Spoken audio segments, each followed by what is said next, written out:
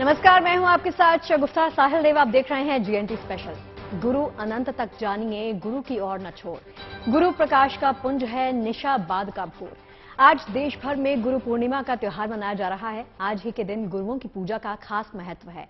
देश भर में आज लोगों ने अपने अपने गुरुओं के प्रति अलग अलग तरीकों से श्रद्धा को जाहिर किया। उल्लास और उमंग के बीच में मथुरा, वाराणसी और प्रयागराज में पवित्र नदियों में स्नान के लिए श्रद्धालुओं की भीड़ देखने को मिली। दरअसल यूं तो हर पूर्णिमा को ही पवित्र नदियों में स्नान को सनातन धर्म में शुभ माना जाता है, लेकिन गुरु पूर्णिमा के दिन गंगा स्नान का खास महत्व है। तीर्थराज प्रयाग में भी आज संगम तट पर बड़ी तादाद में श्रद्धालु जुटे और अपनी मनोकामनाओं की पूर्ति के लिए पवित्र त्रिवेणी में आस्था की डुबकी लगाई। यूपी के सीएम योगी आदित्यनाथ ने गुरु पूर्णिमा के पर्व को खास ढंग से मनाया, तो वहीं देश के प्रधानमंत्री नरेंद्र मोदी ने इस मौके पर देशवासियों को अनोखे संदेश के साथ बधाई दी। जानने के लिए इस रिपोर्ट को देखिए। गुरुर्ब्रह्मा गुरुर्विष्णु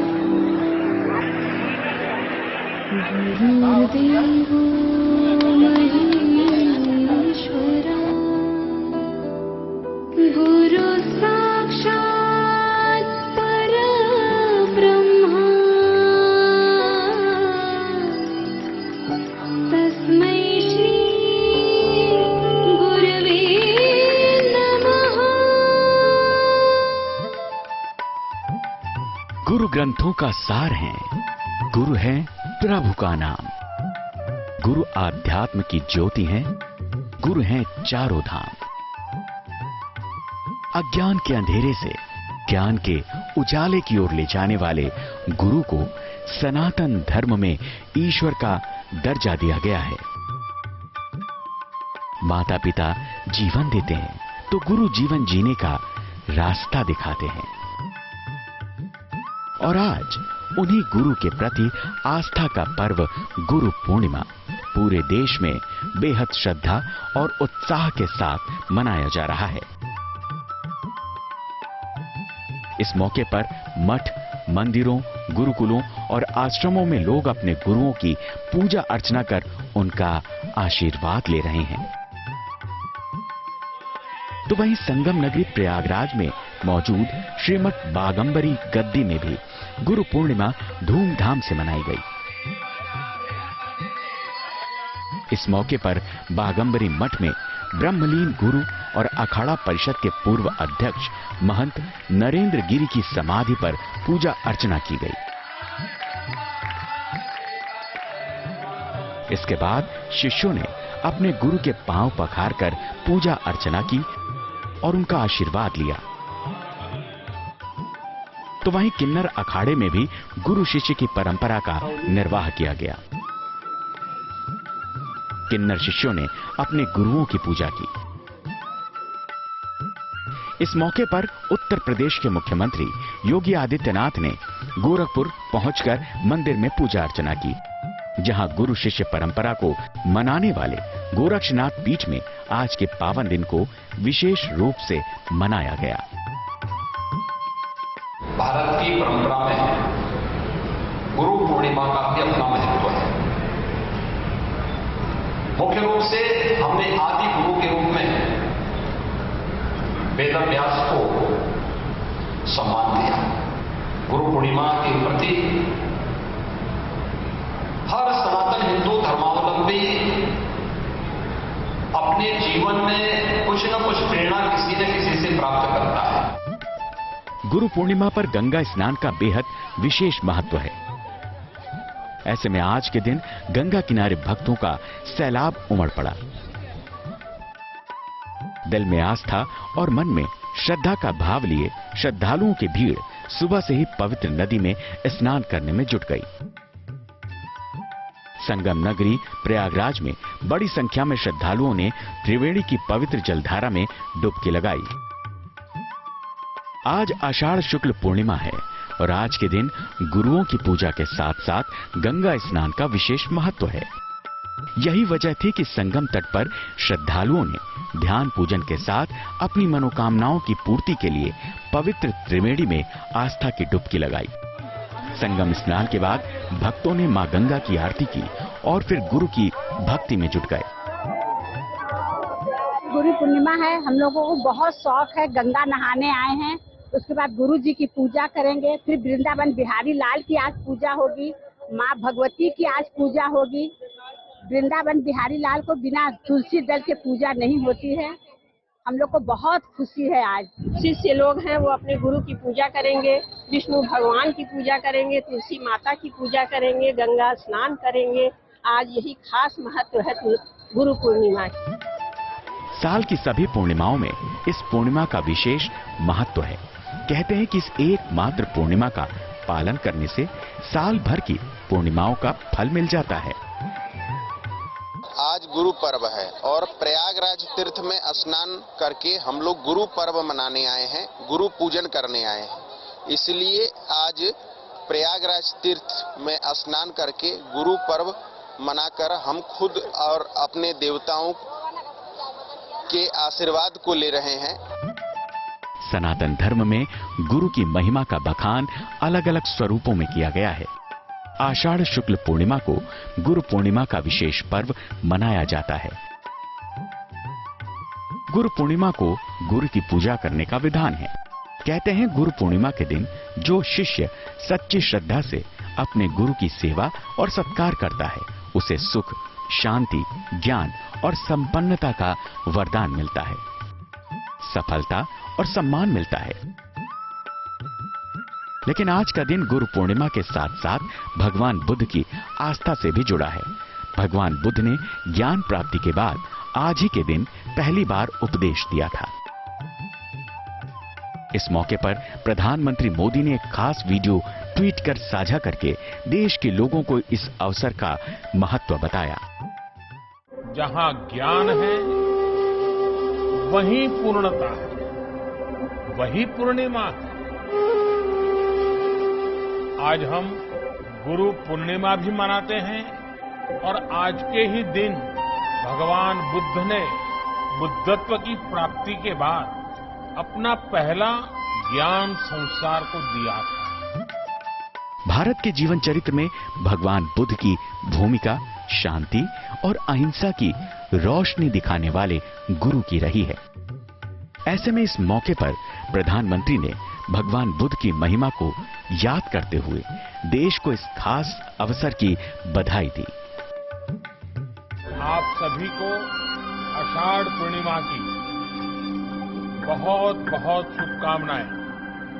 नमो बुद्धाय, नमो गुरुभ्यो। Bureau report, good news today. वैसे आज देखा जाए तो देश भर में त्योहार वाला बुधवार रहा। गुरु पूर्णिमा पर घाटों पर तो रौनक थी ही, साथ ही कान्हा की नगरी में सजे गोवर्धन मेले में आज भक्तों का उत्साह अपने चरम पर था। लेकिन पिछले एक हफ्ते से मथुरा में ये मेला चल रहा है। आस्था के इस मेले में पहुंचे लाखों की तादाद में भक्तों ने अपनी हाजिरी लगाई। इस खास मौके पर भक्त दूर दूर से यहां पर खास तौर पर गोवर्धन पर्वत की परिक्रमा करने के लिए पहुंचे।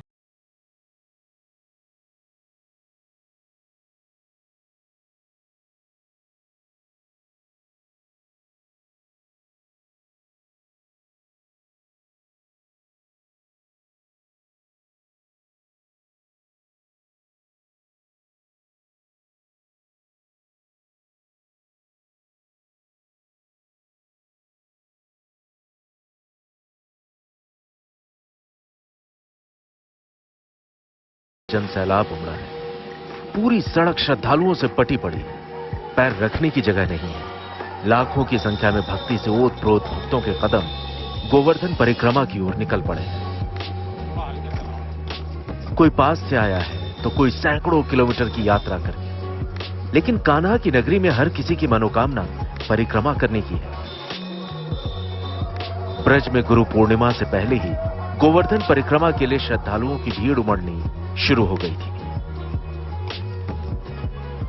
ट्रेन, बस, निजी साधन और पैदल यात्रा कर रोज लाखों श्रद्धालु बीते कई दिनों से मथुरा पहुंच रहे थे। आज गुरु पूर्णिमा के मौके पर कान्हा की नगरी भक्तों से गुलजार हो उठी है। ईश्वर की भक्ति में मगन भक्त अब गोवर्धन इतनी बड़ी संख्या में पहुंचने लगे हैं कि यहाँ पर पैर रखने की जगह नहीं बची है। नजारा आपको हम दिखा रहे हैं, गोवर्धन के ठीक हम पास मौजूद है और भीड़ यहाँ इतनी संख्या में है कि अब आगे का रास्ता भी दिखना मुश्किल हो गया है। जहां तक नजरें जा रही हैं सिर्फ लोग ही लोग दिखाई पड़ रहे हैं। 8 जुलाई से परिक्रमा शुरू हुई थी, 15 जुलाई तक चलनी है।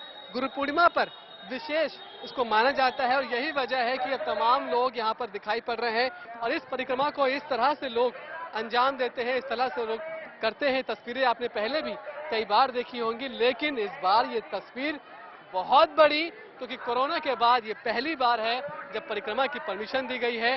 गोवर्धन में जलाभिषेक करने के लिए 8 करोड़ से ज्यादा श्रद्धालु यूं ही धीरे धीरे ही सही लेकिन अब गोवर्धन पहुंचने लगे हैं।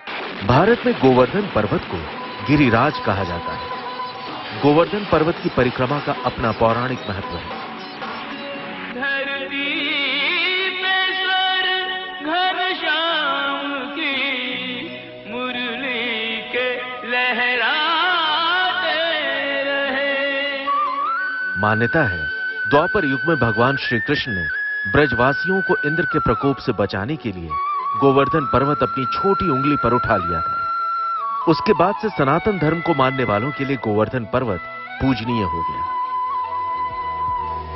देश और दुनिया के कोने कोने से श्रद्धालु गिरिराज गोवर्धन की 7 कोस यानी करीब 21 किलोमीटर लंबी परिक्रमा के लिए आने लगे। भगवान की परिक्रमा देने, श्री कृष्ण की परिक्रमा देने, भगवान ने इतना कुछ दिया, अगर हम एक दिन भी उनके लिए निकालें तो ये बड़ी बात है। हर महीने आते हैं, परिक्रमा करके जाते हैं तो बहुत अच्छा लगता है, मन को शांति मिलती है, खुशी मिलती है। इतना अच्छा लग रहा है, मन खुशी के समय नजारा बहुत अच्छा लग रहा है हमको। 2 साल बाद यात्रा खुली है, ऐसा लग रहा है हम हवा में उड़ने जा रहे हैं। गोवर्धन में यात्रियों की श्रद्धा चरम पर है। इस वक्त हम मौजूद हैं गोवर्धन मंदिर के बाहर और यहाँ से परिक्रमा शुरू होती है। 7 कोसीय परिक्रमा होती है और प्रशासन लगातार यहाँ पर लोगों को व्यवस्थित करने की कोशिश कर रहा है, भीड़ संभालने की कोशिश कर रहा है, लेकिन अब भीड़ इतनी ज्यादा हो चुकी है कि लगातार समस्याओं का सामना प्रशासन और पुलिस को करना पड़ रहा है। पुलिस लगातार यहाँ से अनाउंस कर रही है कि लोग यहाँ से ही शुरू से ही दंडवत होकर ना करें, क्योंकि उससे जो यात्रा है वो धीरे हो जाएगी, जो पीछे ट्रैफिक लग जाएगा, लोग जाम में फंस जाएंगे।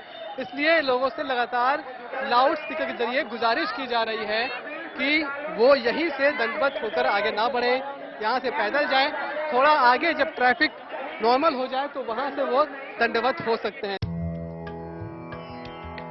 हर साल आषाढ़ महीने के आखिरी हफ्ते में यहाँ गोवर्धन मेले का आयोजन होता है। ब्रज भूमि में होने वाले इस मेले को मुड़िया मेला भी कहा जाता है। हर साल गुरु पूर्णिमा तक ब्रज में इस मेले की रौनक रहती है। गुरु पूर्णिमा के दिन मथुरा में मंदिर मंदिर मुड़िया शोभा यात्रा निकाली जाती है, जिसके बाद सावन के पहले दिन मेले का समापन हो जाता है।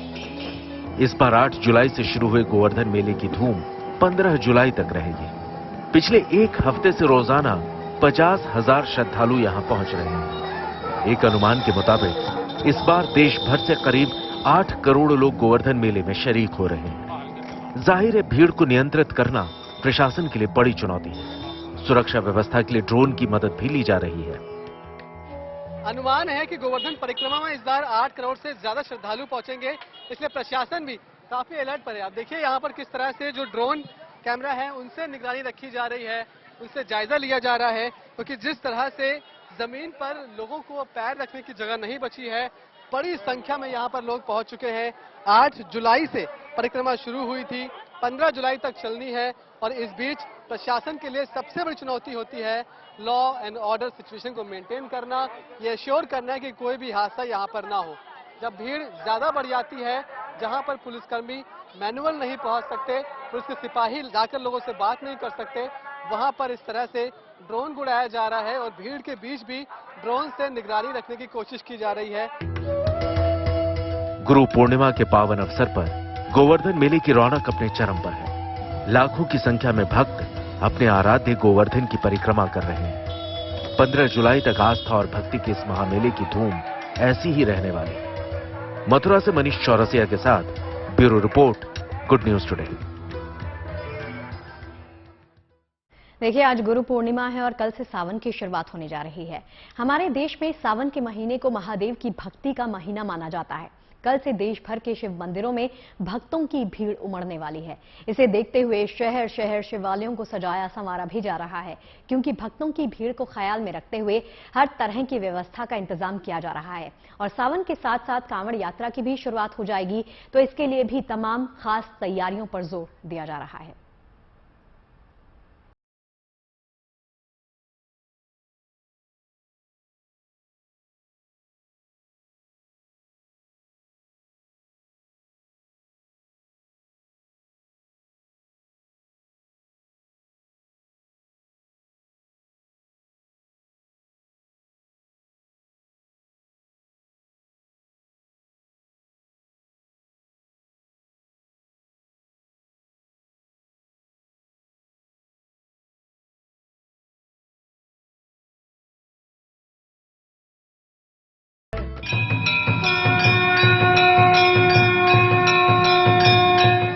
मंदिरों को सजाया जा रहा है,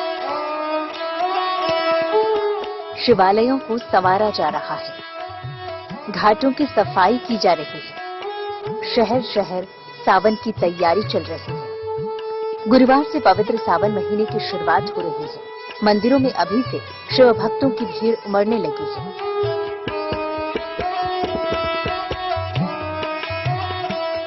दरअसल सावन का महीना भगवान शिव का सबसे प्रिय महीना माना जाता है। शास्त्रों के मुताबिक भी शिव पूजन के लिए सावन का महीना सर्वोपरि है। यही वजह है कि सावन के महीने में शिव मंदिरों में भक्तों की भीड़ उमड़ पड़ती है।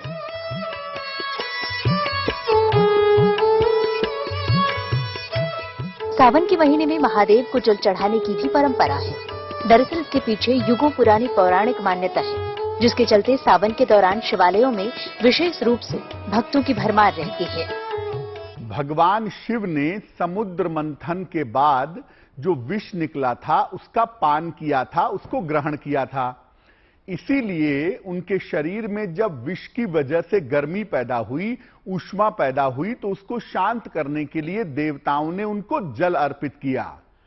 सावन के महीने में सबसे महत्वपूर्ण पूजा यही है कि आप शिवलिंग पर जल अर्पित करें। जल अर्पित करना उनके लिए सबसे ज्यादा महत्वपूर्ण है और नियमित रूप से शिवलिंग पर जल अर्पित करके आप अपनी बहुत सारी मनोकामनाओं को पूरा कर सकते हैं।